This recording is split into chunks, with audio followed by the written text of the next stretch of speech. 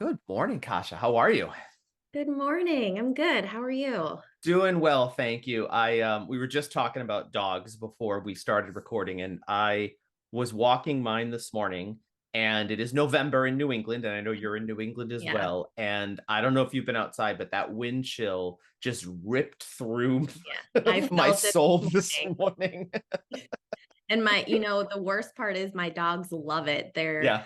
these energetic labs. Oh They could wow. be, yeah, they could be outside all day, especially when it's chilly out. They don't get hot and Yeah. tired. So I have a not this dog I was behind just me. gonna say I That's can yeah. see yours. Yeah, he's actually over the Rainbow Bridge. That was my Oh, I'm sorry. Yorkshire Terrier. I do have a Shiba Inu now, and Okay. he is very outdoor oriented, loves to be outside all day long, which is a challenge when you work from home and he's in and out like all day long. So we'll deal with it. But anyway, Yeah. I'm so excited to talk to you today because we have so many things in common around the all the work that you have done in the fashion industry. I think you and I talked before. You know, my daughter's a fashion major, and I've had many guests on the show that are in the fashion and apparel space like yourself. And it's such a fast moving area. There are so many women entrepreneurs in this space, women founders in this space, that are doing really incredible things. Yeah. So I love that all that we have in common. But let's just start a little bit, since folks don't know you. Let's start a little bit with your background. Who is Kasha? So I'm Kasha Davis. I am the founder of a women's sustainable clothing brand called Kata, and the owner and interim CEO of a canvas sneaker brand called PF Flyers. Now, people I think will know PF Flyers because it has a long and storied history, right? As a brand, goes way back, like my our parents' generation, Yeah. right? Yep. And before that, I love brands that have stood the test of time, and I do certainly want to talk about PF Flyers and your work there and Kata and how you balance all of that, which I'm sure is a lot to consider. It is. But before we jump into that, uh, you founded this company, Kata, um, 3 years ago, 3.5 years ago at this Uh, point. yeah, I launched it in April of 2021, Okay, but I started and ideating a year before that. which So which totally makes sense, right? yeah, I mean, yeah. And founding a company, big deal for anyone, yeah. regardless of gender or sort of space in life. What brought you to that point, Kasha, to say I'm gonna go out there with Kata as a sustainable lifestyle brand? So I quite literally grew up in the New Balance family. Hmm. My dad is the chairman, and my mom is the vice chairwoman. And uh, after college, I went to work at New Balance, and ironically, I really, I got a lot of experience there, but I spent most of my time in the apparel department, in the apparel Hmm. area of the Hmm. business. So I didn't learn nearly as much about footwear as I did about apparel while I was there for Interesting. about 8 Yeah. years. I did definitely um focus on different areas of the business. So I started in apparel, spent the longest time there. Then I worked in sales, and then I worked in merchandising. And sales and Hmm. merchandising is where I got more of the footwear exposure.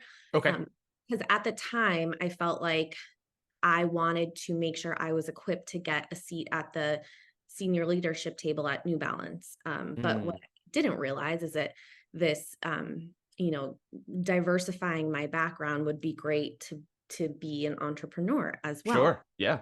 Uh, and ultimately, why I left the brand was because the athletic industry is so male dominated, Yeah. and Yeah. I especially I get along with my family really well. My dad is one of my biggest supporters now, but he is a conservative Greek male and super traditional in his thinking. And as the younger daughter, I didn't feel like I was getting equal opportunity. Sure. And you can only complain about it so much. And so Right. I took matters into my own hands, and I left the brand and started my own my own brand. And I started it because apparel became my passion. Sure. And it was also, an element of familiarity for me. It's where I grew my network. I had connections, I had resources. So not to say it was easy, but Right.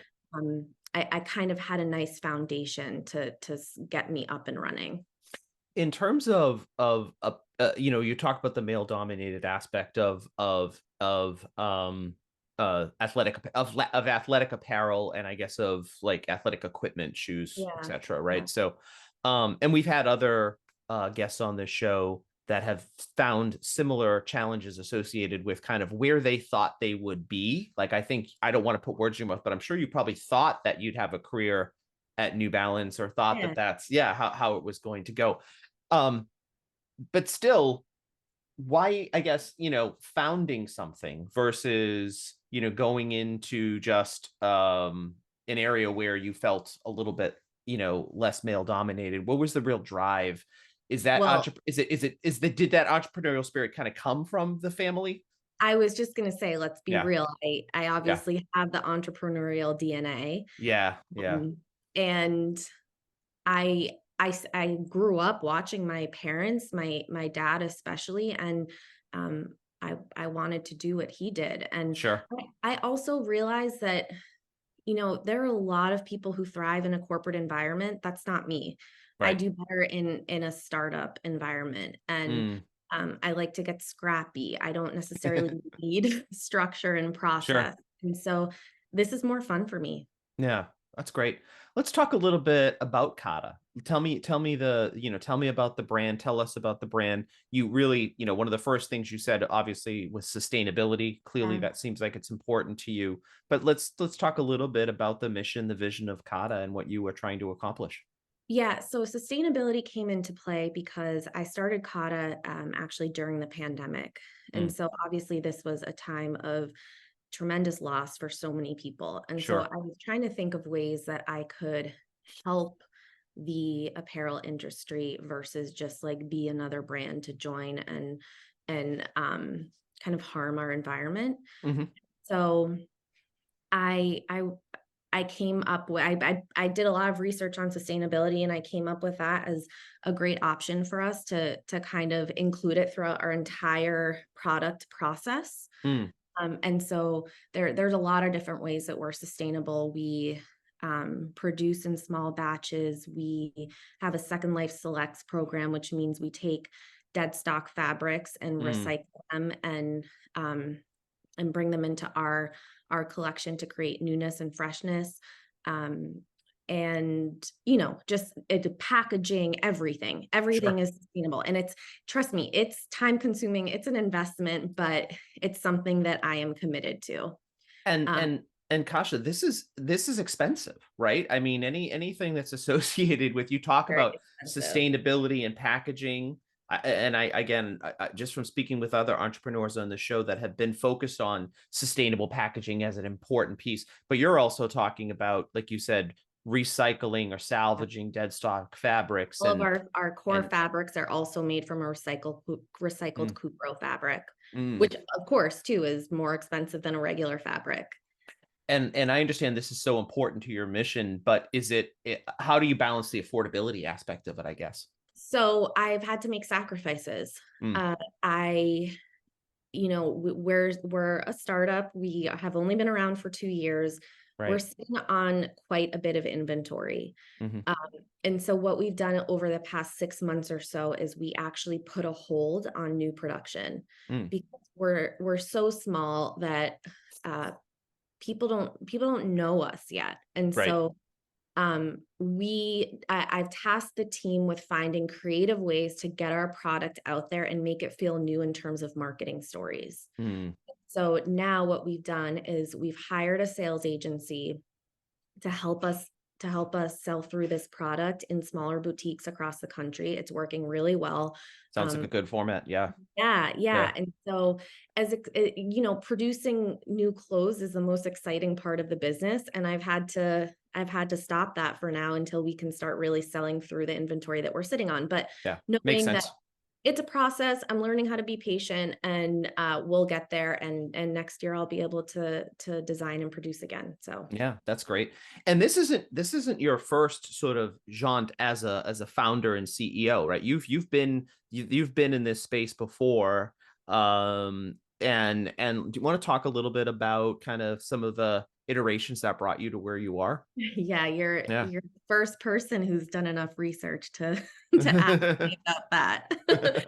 Yeah, and I say that because uh so when I left New Balance, I joined a small activewear brand in Boston called Fierce and Regal, which has Mhm. since dissolved. It was um it was a very pivotal moment in my career. It was great. I learned so much. But it didn't work out with my partner. We had Yeah, very those happen, different, right? Yeah, yeah, we had very different visions of where we saw the brand going, and so we had to part ways. And that was hard given the timing because, like I said, it was sure, right as the pandemic hit, and so I was kind of like, "Oh, what am I gonna do now? How am I gonna build a business?" And in all honesty, it was great. It was a great year to start building a startup because we couldn't do anything. Couldn't sure. leave the house, like, I wasn't distracted by, like, work travel and all of that stuff. I just kinda hunkered down and started strategizing, so Sure, worked to my sure. benefit. And I think it's so important to realize too, like where when things don't work out, right, amongst your partner or amongst your co-founder, and when it's time for you to kind of make that decision to pivot and move in the direction and go out on your own, and you did that, right, Yeah. clearly, and that seems like that's been the right move for you. But there's this other little tiny thing you do, which is you're the executive chairwoman of another organization, Yeah, right? So like where's the balance there, Kasha? In gosh, do you there's no balance. are there two of you? Yeah, I mean, how does that work? There's no balance. There's no balance. Yeah, yeah. Yeah, people ask me that all the time. Both teams sit in the same office. Okay. So we're in the office at least 2 to 3 days a week. Hmm. And I started out thinking like, okay, maybe Monday and Tuesday will be Kata days and Wednesday, Thursday, Friday will be people. Sure.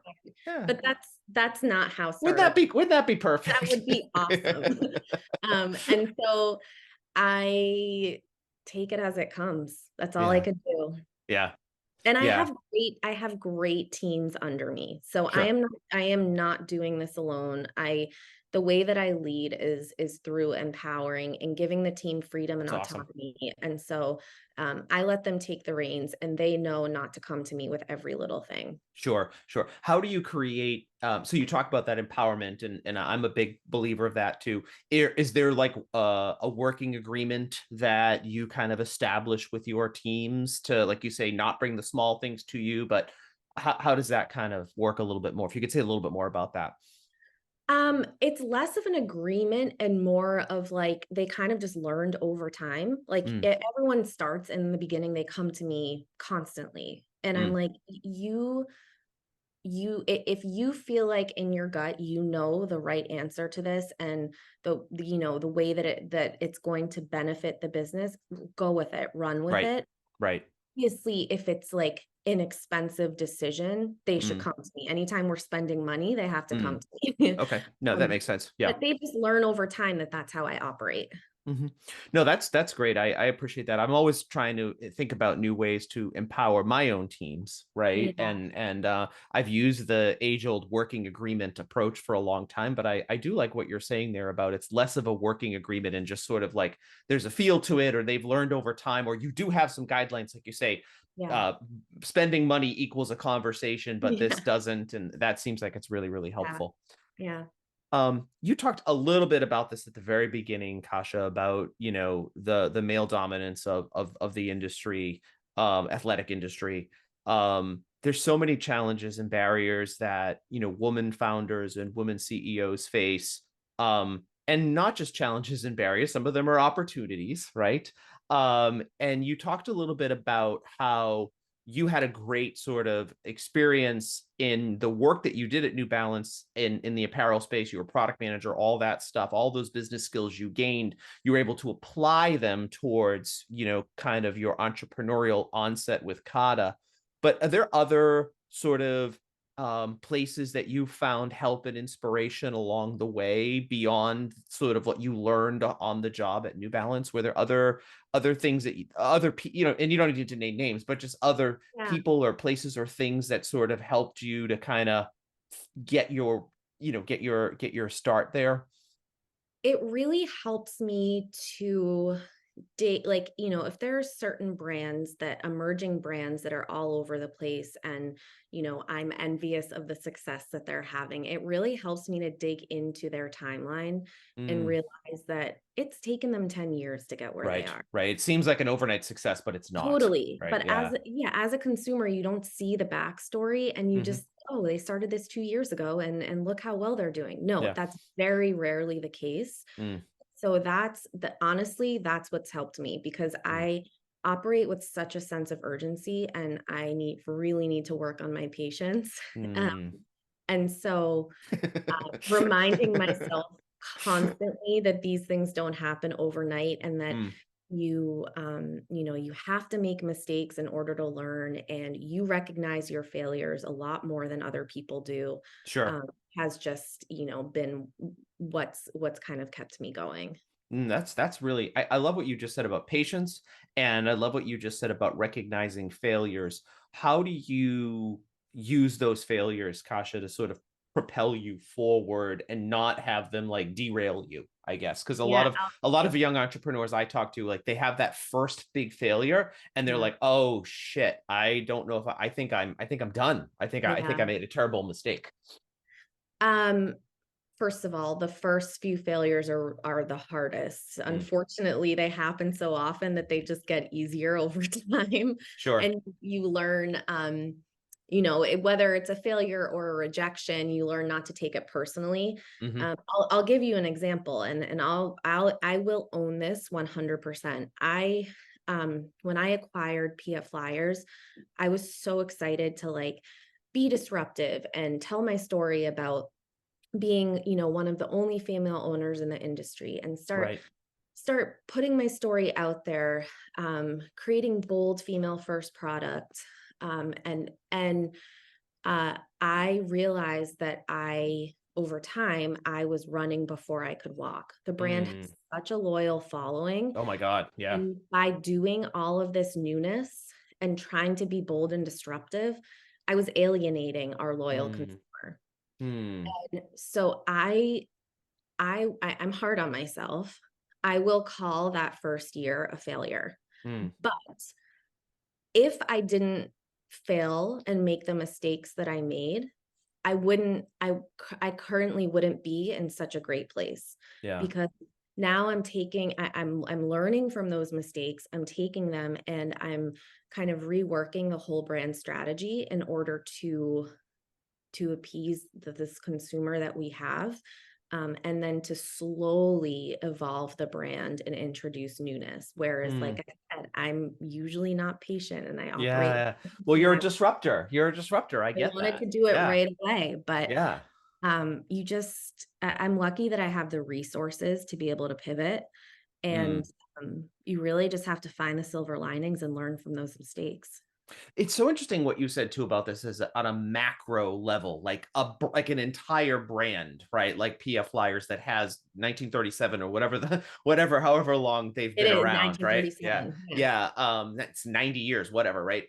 And what you just said about that, I know from my own personal experience, I'm a disruptor as well, not to the extent that you are. And I've gone into organization, I've tried to disrupt at an organizational level Yeah. and have failed, right? Or have tried to push the culture further and faster than it's ready to go. Yeah. But you're not doing it on an organizational level. You're doing it on a macro market brand level, which is Yeah. fascinating to me. It really is. And how that's working for you, and the fact now that you're gaining a lot of that clarity and I guess just awareness, right, Kasha, to I gotta slow this down. That's hard as an entrepreneur, I isn't it? know, and you have Yeah. to own it too. Like Yeah. that I obviously have a team operating under me that, was involved in this too, but ultimately I'm the leader and I have Yeah. to own these mistakes. Mm. Uh, I was also like getting personally attacked by consumers who didn't like the changes Yeah. I was making in the brand. And so for me, that was probably the hardest part because that's something I had never experienced in my life. Sure. Sure. People are so brave on the internet, aren't they? When they can, Yeah. yeah, when they Yeah. can be when they can be anonymous and It's pretty crazy. Yeah. yeah. Well, Um, that's tough. That's tough. Um, any other specific or challenges or barriers that you kind of want to and pass on to folks that kind of hit you that maybe you didn't see coming, but you're maybe, I don't want to say glad they happened to you, but maybe, yeah. were also a real opportunity for you. You gave some great examples. I don't know if you have any additional. I think the one other thing I would mention that people probably often overlook is that outside of like, you know, trying to build a profitable business, the hardest part of running a startup is the people part of it and Mm, making sure that your team is happy and as passionate about your brands as you are. sure. That takes up probably most of my time Mm. And what because have you found is the motivator for those folks as well? I mean, uh, certainly, I the I don't want to say recognition, but sure. just like the positive reinforcement. Mm, And like I said, letting them have that autonomy and yeah. independence, making them feel valued and appreciated, giving them flexibility in their schedules, knowing that they are Mm, going to get the work done. And mm, yeah, they might work weird hours, but sure. that's the great part about a startup is we're never working 9 to 5, Right. you know. Right. Right. And if someone has to go pick up their kids at 2 p.m. and log back in at 3:30, great. She'll work an hour later. It's Yeah. fine. You'll figure it out. Yeah. Totally. Yeah. And so I think because I can't pay them the way corporate can. And Sure. so finding ways to like, You're you know, offsetting that. Yeah. yeah, totally. Giving them unlimited PTO, stuff like that, just so they feel appreciated. That's such a good point, and I think it's interesting because a lot of the entrepreneurs that we have had on the show, Kasha, aren't at your level yet, where maybe they have a significant number of employees, right? Some of them Mhm. are still, one woman shows, Yeah. or maybe have one or two or three employees. But once you start scaling, right, and certainly we've had women CEOs on the show that have scaled their operations and now have dozens or not even 50 to 100 to 200 people working Yeah. for them, and I know you'll be at that point soon. I hope so. It is, when you talk to people who join startups, those are the reasons they join startups, right? They want to be empowered, they want to have autonomy, they want independence, they want to feel like the decisions, the things that they make are impactful and meaningful and have results. I'm not a cog in the wheel, right? Yeah. So I think what you just said though about the team investment is so Yeah. important, Yeah. right? Because I was going to ask you who your posse was, Yeah. and it sounds like your team is your posse. Totally. Yeah, Yeah. yeah. Yep. And I even felt like the team, this was a couple months ago, I felt like the team dynamic wasn't as good as it could be. And I work Hmm. with a therapist who's also an executive coach. Oh, And cool. I had her come in and do kind of like a reset with me and the team. And we all got to know each other on a more personal level and Mm. started to understand each other's personal values and where we aligned and where we're different, and that really helped too. So it's so important to invest in things like that, and it shouldn't just all be about business. It has to be about the human connection part of it too. Absolutely. Maybe without getting into too many specifics, but what were some of you said the team dynamics kind of weren't there. What were some of the radiators that made you start to realize that, Kasha? We actually had someone who was working with us. It was very toxic to the work Mm, environment. And when got you it. have, I do have a team, but when it's just a few people, that Sure. one person can Oh make a gosh, huge difference. huge impact. Yeah. Yeah, yeah. And I felt people, not wanting to come into the office. I Mm, felt tension during our weekly staff meeting. I didn't feel the creativity flowing. Like I just didn't feel the passion. And so I knew something was off. I let that person go and did the group reset, and we've mm. never been better. Mm. That's so interesting how you say like one one It's crazy. individual and that one piece of toxicity absolutely causes so much of a challenge, right? For especially with a small team, right? I mean, if you're Yeah. talking 10 people and you have one person, that's 10% of your team that's Yeah. causing, you know, all this And that's challenge. Yeah. another mistake I will own, that I should have done something about it sooner. One of the my most favorite CEOs that I've ever worked for said that to me. You will wait too long. You will always wait too long to make that kind of personal decision. That Yeah. is, and it's also hard to. It's also hard to look. You're talking about people's lives here, right? So it's not the easiest Yeah. It's thing, right? hard. Yeah, it's hard. Yeah. Sure, very It's very hard hard. to feel guilty. Yeah. Um, I want to talk about inclusion for a minute. You know, you mentioned the feeling of exclusion from, you know, where you Yeah. started to where you are. And you just talked about the work that you do with your executive coach and how it's important for you to keep your team feeling good and functioning good. But any other specific things you feel you're doing at Kata to create an inclusive environment for your folks, Kasha? It's mostly about creating a safe space for them Hmm. and being really open and communicative. And, you know, when I give them feedback, they should feel just as empowered to give me feedback. Mm, And knowing that their manager is open to that and is open to hearing challenges and concerns. And I sure. don't just need to hear the positive and the successes. Like, I want to hear everything that's going on. Right. I think for me, that's the most important part, just that we constantly have open lines of communication. That's hard for folks too, because I see it in my own world too, where everybody wants to talk about what's going well I know. and nobody wants to talk about what's not going well. Or when they Yeah. do, it's always through the lens of like, but oh yeah, but we're doing this, we're doing that. And Yeah, it's hard to get folks to get there, isn't it? it is. It Yeah. is.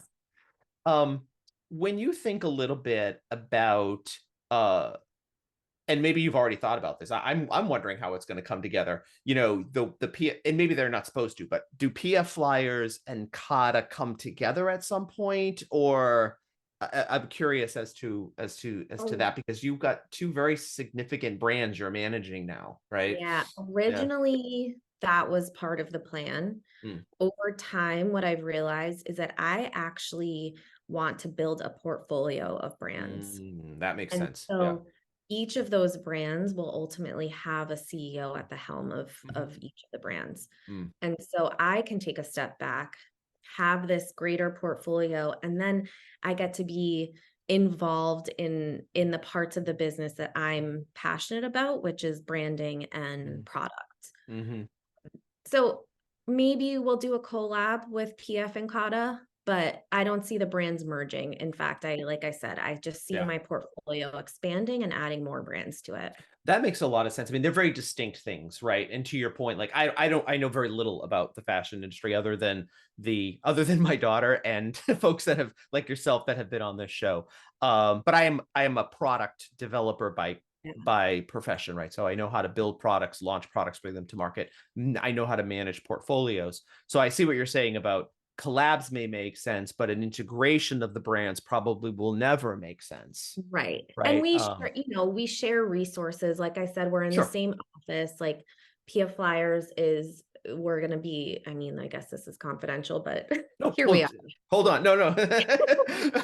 Okay, we don't say can it. we Don't can go say full stop right there. it. Okay. You're in the same building. You share the same resources. That makes That's, sense. yeah, great. Um, so I wanted to ask you about definitions of success, Kasha, right? And I think you just kind of mentioned one to me where it maybe not a definition of success, but a point of success for you, or certainly a goal, is that a large portfolio of brands that you have brought together, that you are, that are, it's Kata plus PFIers plus X plus Y plus Z, right? Yeah. But ultimately, what does define, I guess, really, what does define success for Kasha before what defines success for Kata and your portfolio?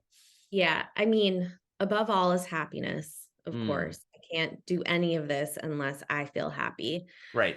Uh, The other thing is that my mission is to be influential and to empower other women to find the strength to define their own success, whether Mm, that means pushing for that promotion in a larger mhm. brand or doing something like I did and taking a huge risk and starting Huge your own. risk.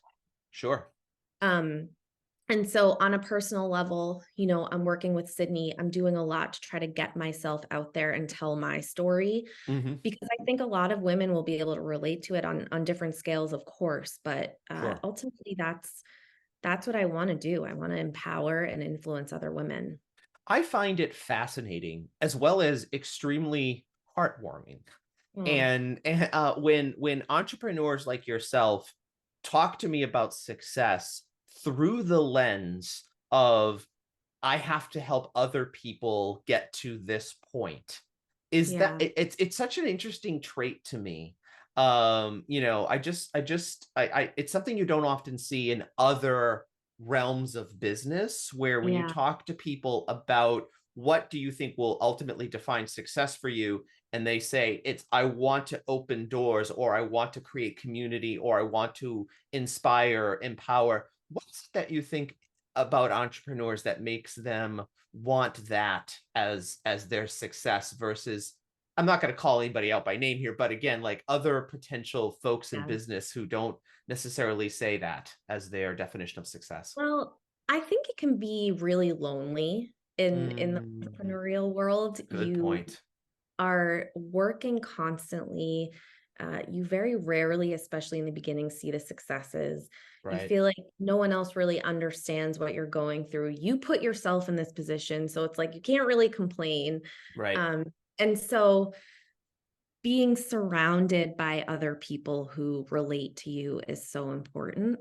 I also, for me, relationships and human connection Hmm. are just so important that it energizes me. And Sure. so that's it. I said happiness is really important, and that's just something that makes me happy. And happiness, and I know you've got family, so there's a balance or a blend. You said there's no balancing, so is it blending, or is it just It's it's let's just say that like I said, I work a ton. sure. Uh, but And you're not afraid to work, clearly.